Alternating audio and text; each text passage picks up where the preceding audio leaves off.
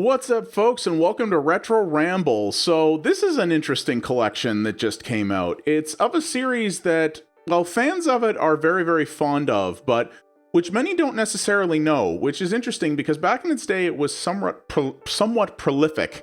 And it's a series that I've always found kind of cool, so I wanted to show this off to you today. So this is Wonder Boy Collection, and well, if you've been watching this channel for a little bit and you're looking at this menu, you're probably quite familiar with this framework. So yes, this runs on the framework put together by Rodaleka Games, which is a company that has actually published a fair number of interesting retro packages in the last year or two. They put out a lot of different things, and not all of it's great, but a lot of their retro packs have been pretty cool and focused on some more obscure titles. And I think they've gotten some attention from that because bigger companies are starting to come to them looking for these things. And this package is quite compelling, I'm going to say. So we're going to go over the different features that the package offers and a little bit of history here. So if you're not interested in that, check the chapter skips down below and you can jump right to the actual gameplay if you want. So yeah, Wonder Boy is a platformer collection that originated with SEGA. Funny enough, SEGA, though they gave their blessing for this collection, is not involved in the publishing of it. And it was prolific on a lot of different SEGA platforms. Started in the arcade, but it was on basically all of their different things, from the home consoles to the Game Gear to, a wide array of different systems over the years.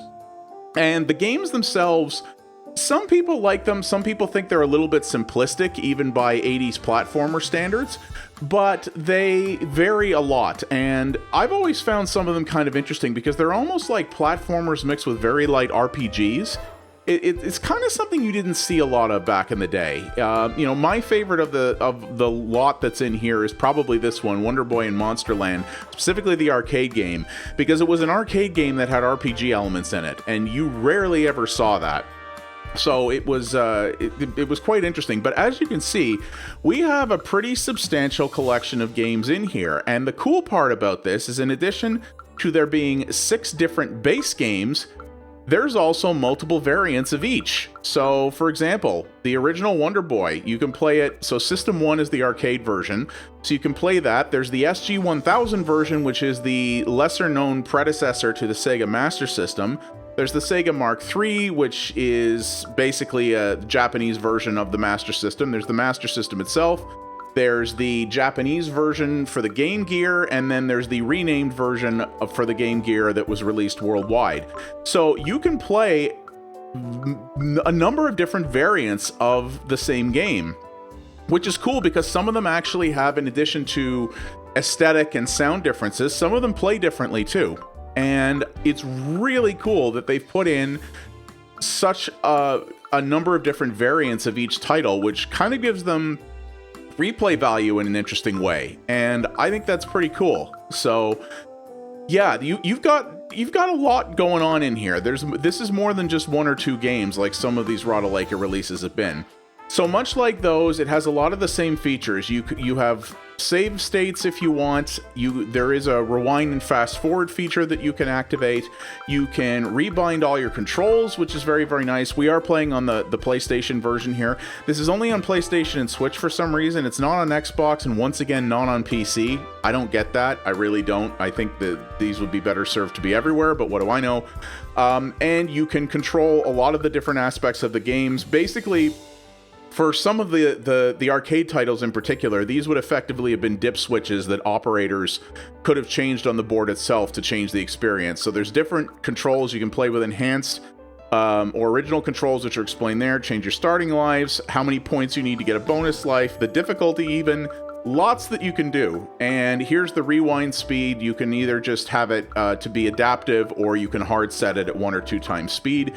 For the video options, you can change the aspect ratio to make it pixel perfect if you want, or something a little bit more palatable on a larger screen, which does look a little interesting given how low resolution some of these old games are, though they do scale well, I have to say. Or if you're a bad person, you can stretch it out to actually fill your screen with no borders. Ew. And there are a couple of what are called scan filters on this. Crispy is what it defaults to, which I actually like, but you can adjust that. Some of the games do have wallpaper variants that you can do. Some of them only have one or off, but you can do that. Change the brightness and saturation. And they have shader control, and this is where people who are really big into scan lines and that old school CRT look, which I'm not into that, never have been. A lot of retro fans really are. They got you covered. Like, look at all these different options here. I'm not going to go over each one, but it allows you to really dial in a very specific look if you want that. And I think that's cool. I think it's great that they offer that, because if you want to get real enthusiasts to buy this, i.e. people who know how to use emulators, this is how you do it, is by allowing them to customize it to the same degree and just making it easy to grab the game and go, but also keep it looking the way that you want. Very good. All the different games have this. And in addition, because these games have large sprawling levels to the point of in some cases being a little pseudo open worldy, this is really neat. Every game has full graphical maps of all the areas. Now, these are just stitched together screenshots. So it's not really a map per se. It's basically the level laid out, and it shows you graphically the way everything is. So as you can see, this goes on for a ways. It's not the most intuitive thing to navigate, but it works. They have this for all the games. It's very visual, and it gives you, I mean, it's almost like a walkthrough, right? Because this shows you where all the different items spawn, where the enemies are, where the power-ups are, you know, it shows you all of that stuff. So needless to say, you have a lot of different options here, and there's even layers in some of these that you can enable and disable to really see things the particular way that you want to. So again, all of the games have these. So, you know, we go down here to Monster World 4, there's all the different levels there, right? Like, check that out. It's pretty cool. This would have taken some effort to do, and I applaud them for doing that for people who want it and for people who get lost. And of course, because you can just jump out at any time back to this menu, if you're lost somewhere, you don't have to quit the game. You just hit the trackpad button here on the PlayStation controller, and you're right back at the menu, and off you go. So here we go. So let's check out a couple of these things. So yes, as with these other Rodaleka collections, the emulation on this, I think, is pretty good. Some people might find little things here or there to nitpick about, and that's often the case. But I think in general, for most people, you're going to be pleased with this. I think this is really good. Really, in this day and age, with the open source emulators that are available for companies to utilize, and just the way emulation technologies evolve, there's really no excuse anymore for releasing a collection like this that isn't near perfect, if not completely perfect. And they do well on this, you know. You can say a lot about Rodaleka and some of the stuff they put out, but these emulation packages, I honestly think they do a better job than many do. And I'm impressed by that. The technology that they have here is very, very good. So here we go. So this is the first ever Wonder Boy game. This is the arcade version. So this is what you got here. So this is the thing, right? The Wonder Boy games were... I'm not going to go into heavy detail about them, but, you know, if you're someone who's never played this before, or never played a Wonder Boy game at least, and is looking at this and going, well, why would I want to play this? I want to give a little bit of a show off to each of these games in the collection. They are interesting platformers.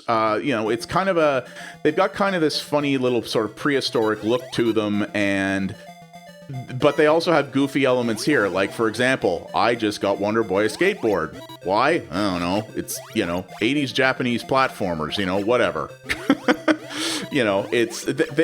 These games had a very unique personality to them that was kind of all their own. Some people don't like these, and I will admit, if you're going to ask me, do I want to play Wonder Boy or do I want to play Super Mario Brothers? I mean, I'm going to play Super Mario Brothers. That's just the way I roll, And this is the thing. You have to remember that this is before Sonic the Hedgehog. So in the era where Mario Brothers was sort of dominating the public consciousness, this was Sega's attempt at that mascot platformer, because that was very much the thing back in the day, right? Is that you had a game and a character who would sort of be the face of your company in PR and stuff like that, and it would be the sort of killer app game or franchise that you would hang your reputation on to say, here's where we're cool and here's where we do things that the competition doesn't, right? This was Sega's attempt to compete with Mario. And honestly, some people do malign this series a little bit for being a little bit simplistic, or just not playing as well, or just not having the personality of the Mario titles. I can understand that to a certain degree, but honestly, I think these are fun. I think they're enjoyable games. And you know, the interesting part about this is that Sega didn't actually create the Wonder Boy series originally. It was created by a Japanese developer that was briefly known as Escape, but became Westone after that. They're no longer around, but they were the ones who actually created this, and Sega worked with them to get these games out in front of more people. And then eventually, especially for a lot of the home versions, Sega started to develop things internally. So, you know, Sega wouldn't find their real footing with the mascot platformer until Sonic the Hedgehog. You know, that's when they really started to trade blows with Nintendo. This did not do that for them. But nonetheless, I think it's an interesting series. You know, it's fun to play, and it's not... It can get challenging, but not overly punishing. You know, and like, this is the arcade game here, and you can see how many minutes I put into this now. And the arcade games are designed to be short sessions and to take your money, you know? And these games I found to be much chiller pace for arcade games. They weren't as manic. They weren't as petty and mean in terms of trying to eat your money as fast as possible. They took things a little easier, and they played more like a home game you would expect a home game to play. Which is a little bit more relaxed, because again, it's not designed. The home games are designed to get your money up front, not to, you know, drain money continually from you over time, right? And that's kind of what I liked about, I thought was cool about Wonder Boy. And I think it's an important collection historically as well.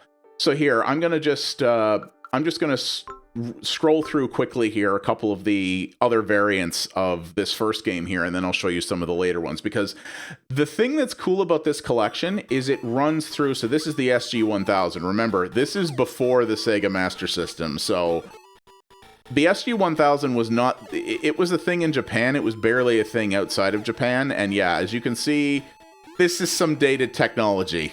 Let's just put it that way. But you know what? The game runs, and it works.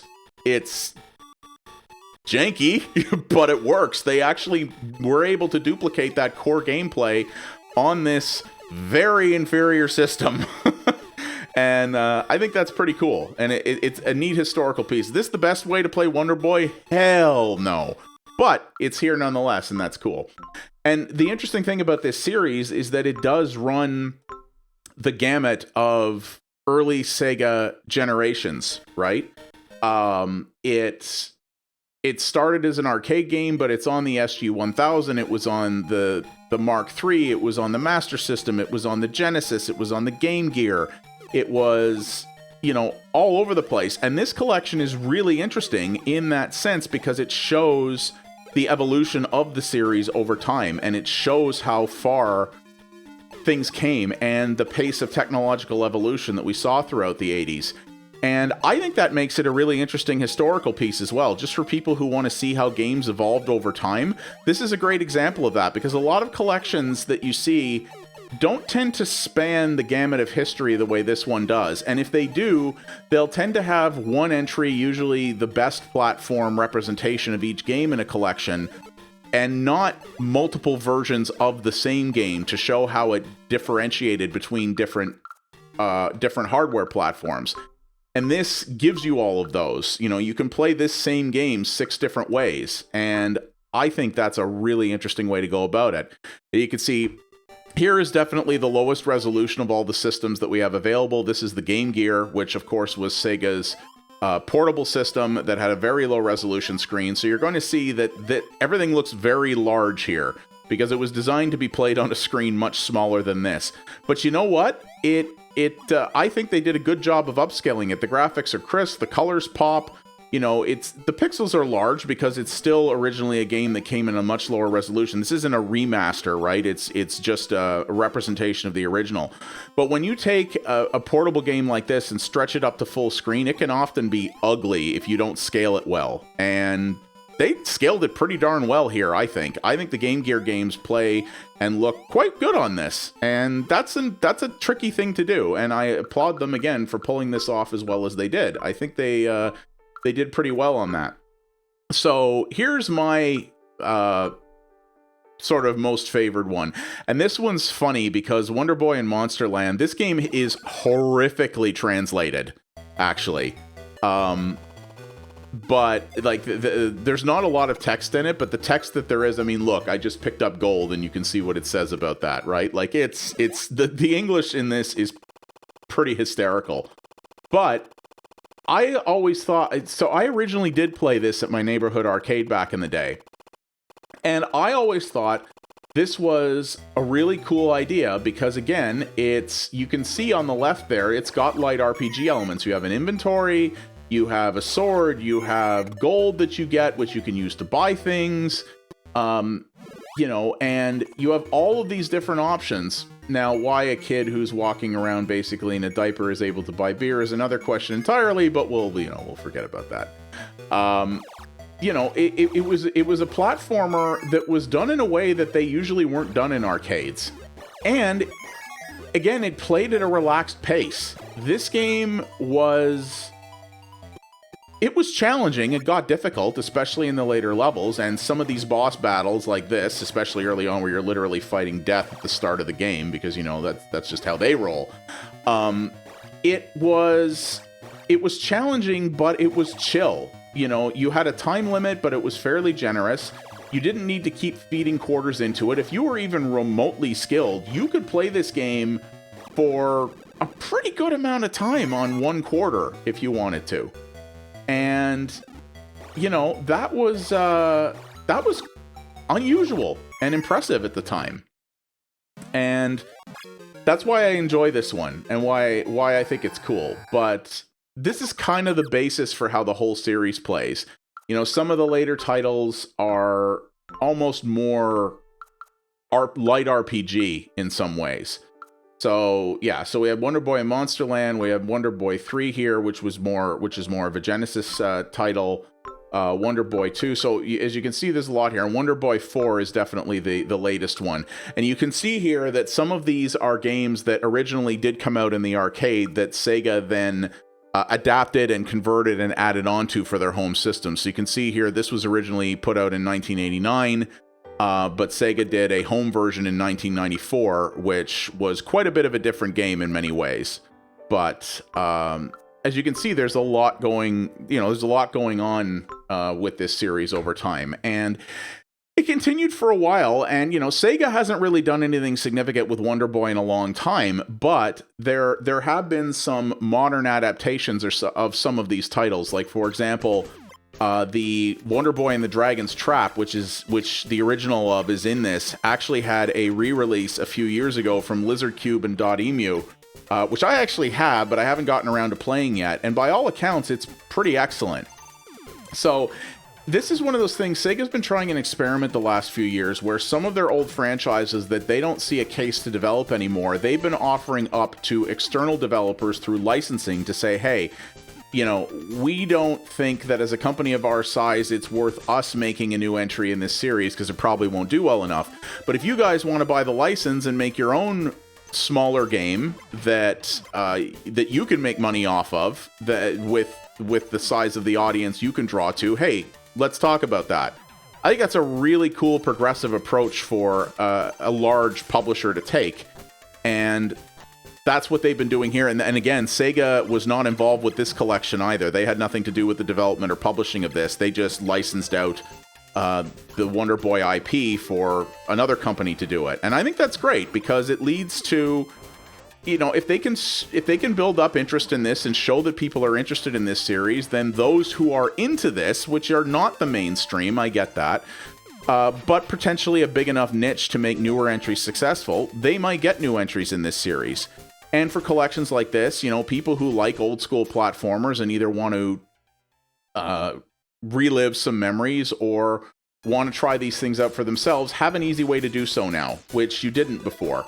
As you can see, this game here is an auto-scrolling platformer that also turns into a shmup at certain cases. Like, this is what I think is cool about this series, is as amazing as the early Mario games were, they were all the same idea, really. They were all platformers. But this series took some interesting creative risks and directional changes sometimes. Sometimes it's a shmup. Sometimes it's an auto-scrolling platformer. Sometimes it's more of a Metroidvania. Sometimes it's got, it's an arcade game with RPG elements in it. Sometimes it's something else. They really had a lot of freedom to do interesting and different stuff with this series and to try new things with it that a lot of the sort of tentpole mascot platformer type games didn't get the opportunity to back in the day, even the series that were really, really good. And yeah, I think this is very well put together. I think it's a little expensive. There are a decent number of games in it, and I understand that there's several hands in the pie of this, and Sega needs to get their cut, as does everyone else involved. But it is a little expensive. At this price, I think even with the amount of value that you get in here, that's going to be a hard sell to a more casual audience, right? Whereas I think if this was a little bit cheaper, you could probably get people in it as more of an impulse buy, right? But I ain't no business guy. Maybe they've done the math and figured out that there is a big enough audience of enthusiasts to make this game, profitable at the price that they're asking, and also on the limited platforms they're putting it on. Again, I don't know the business reasons behind why these collections never seem to make it to PC and only occasionally make it to Xbox. I would think you'd want to put these everywhere, and it's not like this is a high-powered demand thing. I mean, it's on the Switch. This can run on potatoes. So I'm not sure why they would limit things that way. But again, I'm sure there's a reason for that. No company wants to purposely sell less of something, right? So, but yeah, overall, I think this is a cool collection of generally a pretty neat series of games. Yeah, if you're not big into platformers, well, you probably won't like it. And if you want a deep RPG, you ain't getting that here. You're definitely not gonna... Whoops, I picked the Japanese version. Okay, well, there you go.